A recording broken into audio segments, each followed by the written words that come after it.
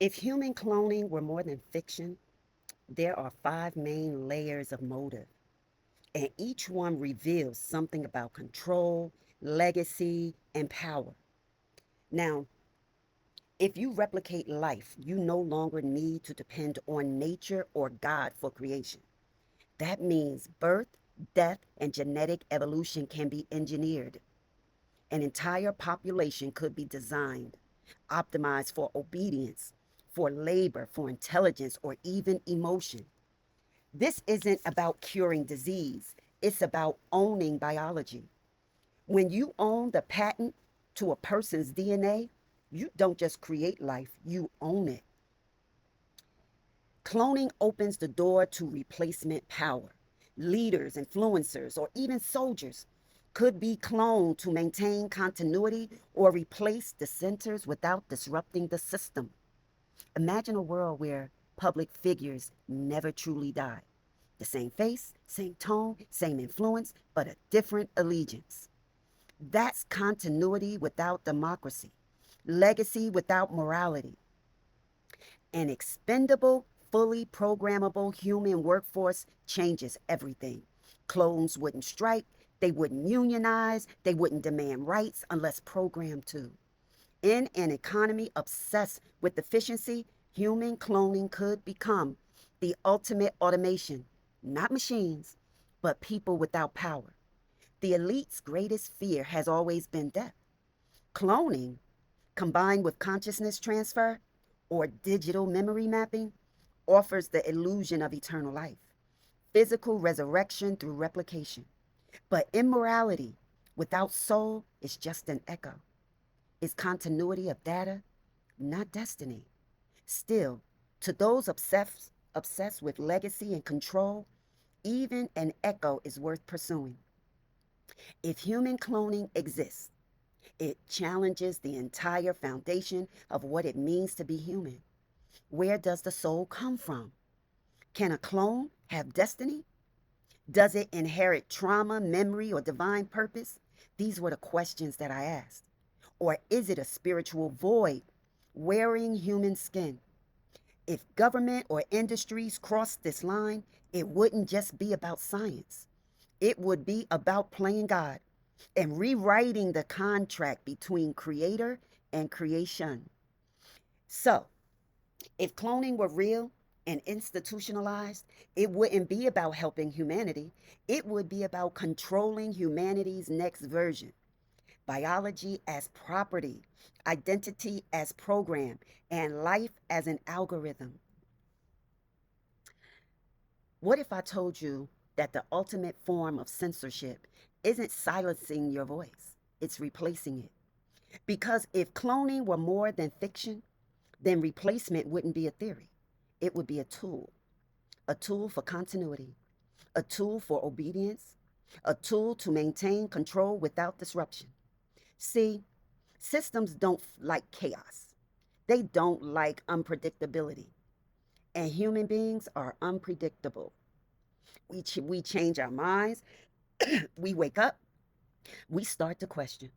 And when we do, we become a liability to the order that created us. Governments and industries thrive on predictability.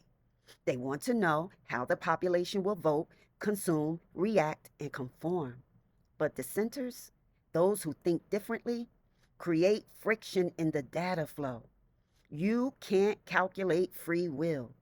So, what's the solution for a system that hates resistance? You replace the resistor quietly, efficiently, no headlines, no scandal. Same face, same voice, same smile, different programming. Imagine a journalist who exposes too much, or a leader who starts thinking for the people instead of the system.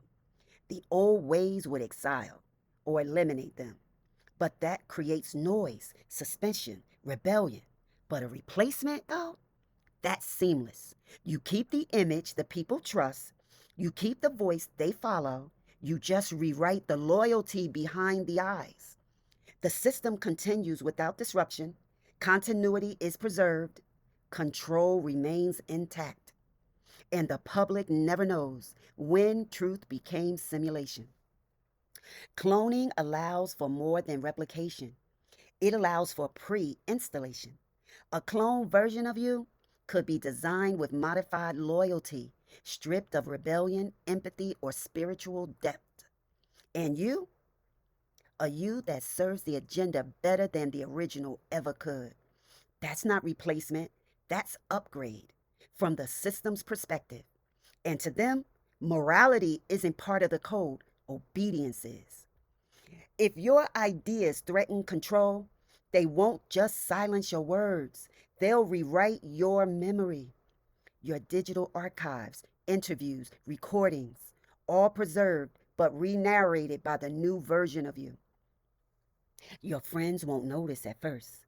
Your family will sense something's off, but they'll call it burnout or stress or you've changed. Because what's more believable, that cloning exists or that you're just different now? That's how reality is rewritten, not by force, but by replacement. Every empire crumbles because people eventually wake up. But imagine an empire that never had to start over because it could replicate itself indefinitely. Presidents that never truly die, celebrities that never fade out, movements that never evolve, only rebrand. That's continuity without renewal, immortality without humanity, a world that never grows because its evolution is managed by the system that fears change. If replacement becomes the new censorship, then how do you know the world you're watching is still real? How do you know the leaders you follow, the influencers you trust, the activists you support aren't replicas of the ones you once believed in truth? And if they can replace them, could they replace you? Here's the deepest layer. You can clone a body, but you can't clone a soul. So every replacement, every counterfeit carries the appearance of humanity without its essence. That's why energy never lies. Something in you will feel it.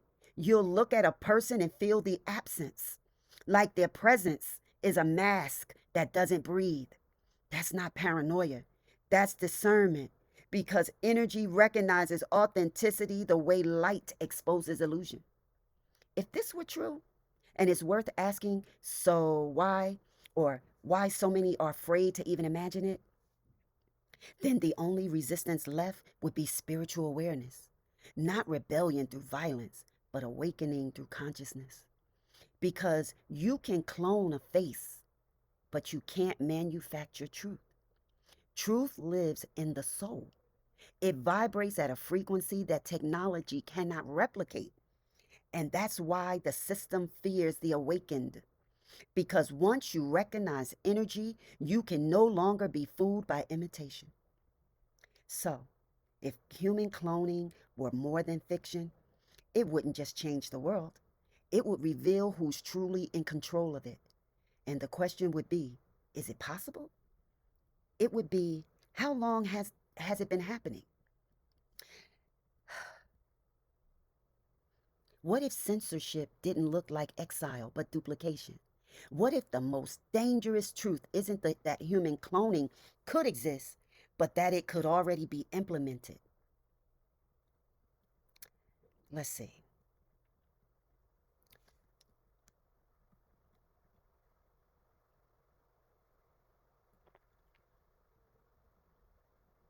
This one on one conversation is if you take a deep dive into the psychology and strategy of modern power, how clones could preserve continuity of influence, keep public trust intact, and silence rebellion without a trace. Thank you for visiting my channel, and I'll see you on the next one. Bye bye.